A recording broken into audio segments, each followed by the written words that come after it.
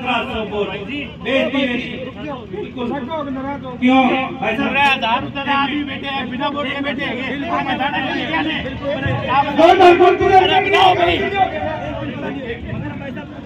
देखिए करते करते इस पार्टी के अंदर टिकट नहीं दी तो क्या है इनको करते ऑल ओवर इंडिया के अंदर पूर्व का सदस्य बनाएगा। ये भी बहुत बड़ा पद है, ये एमएलए से छोटा पद नहीं है। आज आप लोग ये कह रहे हो कि काशीराम जी संघर्ष करो, हम तुम्हारे साथ हैं, पर मैं ये कहता हूं कोई साथ नहीं होगा। ये जो बाहर खड़े हैं ना साइड में, ये राजेंद्र चौटान के भेजे हुए आदमी हैं और वो ये कह रहे हैं कि राजेंद्र चौटान ये कह रहा है कि काशीराम जी को चुनाव लड़ो और वहां पे भीड़ दिखाओ। ये कोई नहीं आएंगे, ये मैं स्पष्ट कह रहा हूँ। भाई साहब निर्णय आपको करना है, चुनाव लड़ो तो आप अपने विवेक पे सोच समझ के फैसला लेना। पर हम ये कहते हैं हम पारिवारिक सदस्य आपके, पर आप चुनाव लड़ते हो तो हम आपके साथ नहीं होंगे, क्योंकि यहाँ पे बीजेपी और कांग्रेस का है। आप अगर संघर्ष करो, आज ये अभिषेक जी मटोरिया को टिकट आई है, ये 5 साल आने और जाने में कोई समय नहीं लगता। 5 साल पीछे राजेंद्र चौटान बना था, अमित चौटान बना था और 5 साल चले गए। आज अभिषेक जी मटोरिया बनेंगे या अमित चौटान, वो तो जनता जनार्दन आगे पता चलेगी कौन जीतता है कौन हारता है। पर भाई साहब आपकी पार्टी में बहुत अच्छी पकड़ है, मटोरिया जी से भी आपकी ज्यादा पकड़ है, पर आप पार्टी के अंदर आपकी पकड़ है। आप रातल पे 5 साल मेहनत करो, हम आपके साथ हैं, पर आप मेहनत करते रहोगे तो अपने आप पार्टी टिकट देगी, क्योंकि आपकी धरातल पे पकड़ नहीं थी, इसलिए पार्टी ने सर्वे की कराए थे और इस वजह से आपको पार्टी ने टिकट नहीं दिया। ये एक कड़वा सच है, पर ये आपको बुरा लग सकता है और इनके जो नीति है उनके बुरा लग सकता है। मैं ये सच कह रहा हूँ, हकीकत तो यही है। पर परिसमन होगा 2027 के अंदर, 2027 के अंदर परिसमन होगा तो यहाँ से पल्लू और रोसर से सीट बढ़ेगी। मटोरिया जी यहाँ से जाने निश्चित है। आने वाला विधानसभा चुनाव होगा 2029 का, उस समय के लिए आप बैठ जाइए। पहले बात करती थी मैंने, भाई साहब 2029 के अंदर चुनाव होगा।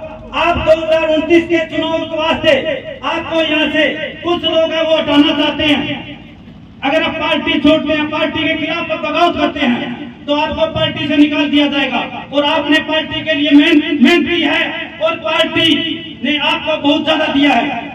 आप अगर सीएम से मिलने जाते या पीएम से या राष्ट्रीय अध्यक्ष से तो आपको काशीराम गोदारा कह के वहां पे अगर पुकारा जाता है और वहां पे बुलाया जाता है, क्योंकि आप बीजेपी के भारतीय जनता पार्टी के एक निष्ठावान कार्यकर्ता हैं और आप पार्टी के लिए जी जान दे सकते हैं।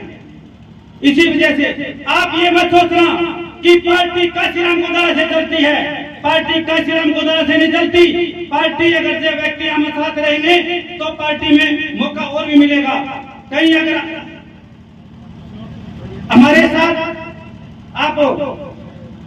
आपका ठीक है रुतबा है, देवी सिंह जी पार्टी बहुत बड़ा रुतबा था और 6 बार चुनाव जीते थे और देवी सिंह जी पार्टी का नाम चलता था। देवी सिंह जी पार्टी ने विरोध किया था कि मैं पार्टी में नहीं रहूंगा, वो पार्टी छोड़ के चले गए। आज देवी सिंह जी पार्टी की ये पोजीशन है कि पैर पकड़ के वापस पार्टी में शामिल हुए और कह रहे हैं कि मैं यहाँ के स्थानीय मंत्री साहब शायद अब्दुल जी मेहरबान, उनका मैं खिलाफ नहीं करूंगा और इनके पक्ष में वोट मांगूंगा, कई ना दिन देखने पड़ जाए।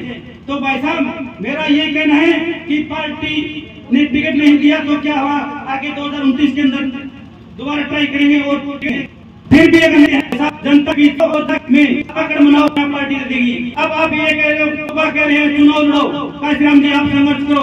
कोई संघर्ष करने के लिए कोई नहीं आएगा। अगर हम चुनाव लड़ लेंगे तो जोर मार के 1000 या 1500 वोट आएंगे और बाहर जाके पूछेंगे काशीराम जी आपकी वोट कितने आए, तो ये कहेंगे कि 1500 वोट बेइज्जती मेरी बिल्कुल क्यों भाई साहब आदमी बैठे हैं बिना वोट के बैठे हैं